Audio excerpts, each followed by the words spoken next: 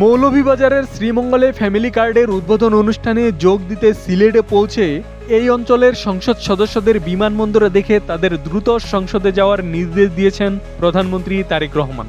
বুধবার 17 জুন সকাল 10:40 দিকে সিলেট উসমানী আন্তর্জাতিক বিমানবন্দরে অবতরণ করেন তিনি। তাকে বিমানবন্দরে স্বাগত জানান স্থানীয় সংসদ সদস্য ও বিএনপির নেতাকর্মীরা।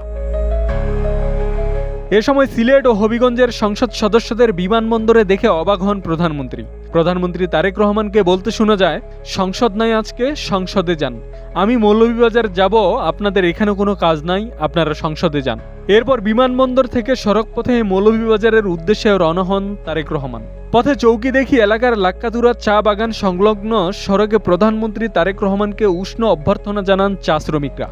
সবুজ চা বাগানের পটভূমিতে বৃষ্টিকে উপেক্ষা করে বাদ্যযন্ত্র বাজিয়ে এবং গাড়ির উপর ফুল ছিটিয়ে তাকে স্বাগত জানান তারা। চৌকি দেখির পাশাপাশি নগরের আরও 3টি গুরুত্বপূর্ণ স্থানে প্রধানমন্ত্রীকে স্বাগত জানান বিএনপির নেতাকর্মীরা।